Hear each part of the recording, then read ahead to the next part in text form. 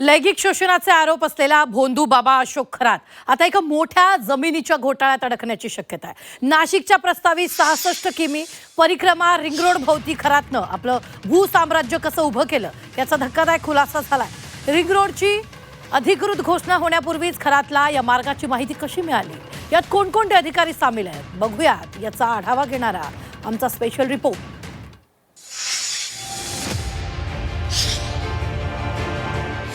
आध्यात्मिक गुरुच्या बुरख्याआड land mafia.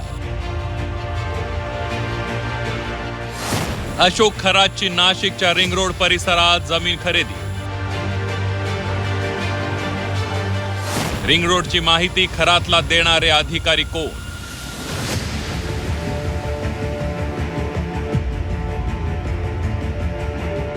लोकांना सुख, शांती आणि समाधानासाठी मार्गदर्शन करणारा अशोक खरात आध्यात्मिक गुरुचा मुखवटा घालून फिरत होता। अशोक खराच्या मुखवट्या आडही आणखी एक चेहरा होता। तो चेहरा होता लँड माफियाचा। अशोक खरात हा आध्यात्मिक गुरु कमी आणि जमिनी घशात घालणारा लँड शार्क जास्त वाटत होता, कारण त्यानं गेल्या काही वर्षात नाशिक पासून पनवेल पर्यंत अनेक मोक्याच्या ठिकाणी जमिनी खरेदी केल्या होत्या।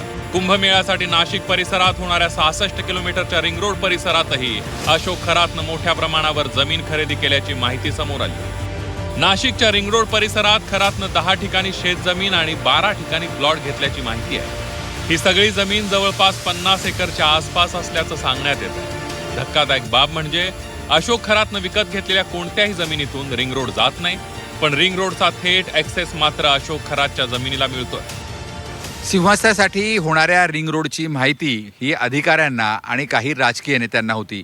ती माहिती दिल्यामुळे खरातनं कोट्यावधी रुपयांच्या जमिनीची खरेदी रिंग रोडच्या लगत केली। आता ही माहिती देणारे अधिकारी आणि राजकीय नेते कोण, असा प्रश्न उपस्थित होत आहे। अशोक खरात हा आध्यात्मिक गुरु कमी आणि लँड माफिया जास्त वाटत होता। खरातला जमिनीत खूप रस असल्याची माहिती हळूहळू समोर येऊ लागली। अशोक खरातनं अनेकांच्या नावे जमिनी खरेदी केल्याचा आरोप प्रकरणाचा पाठपुरावा करणाऱ्या सुषमा अंधारेंनी केला। प्रॉपर्टीज आहेत त्या खरात स्वतःच्या नावावर प्रॉपर्टी फार कमी घेतलेल्या आहेत, पण याच्यामध्ये उदय सांगळे असेल, दीपक लोंढे असेल, देशमुख असेल, अजून काही नावं आहेत की ज्या नावांच्या सोबत या प्रॉपर्टीज आहेत। ह्या प्रॉपर्टीचे दस्त नक्की माझ्याकडे आहेत, ते दस्त मी आपल्याला द्यायला तयार आहे, कारण ही सगळीच्या सगळी माणसं खरातच्या जवळची माणसं आहेत आणि मला वाटते यातल्या काही लोकांना आता पोलिसांनी ताब्यात सुद्धा घेतलेलं आहे। अशोक खरात आणि त्याच्या कुटुंबियांच्या नावे असलेल्या जमिनीची माहिती समोर आली आहे, पण त्याचे जवळचे नातेवाईक, साथीदार यांच्या नावेही मोठ्या प्रमाणावर जमीन असल्याचा संशय आहे। SITनं तपास करताना त्याच्या साथीदारांनी गेल्या काही वर्षात खरेदी केलेल्या मालमत्तेची ही माहिती काढण्याची गरज आहे। खरं तर एकट्या रिंग रोडची जमीन पाहता तो कोट्यावधी रुपयांचा मालक होता हे अधोरेखित झालंय। योगेश खरे, झी 24 तास, नाशिक।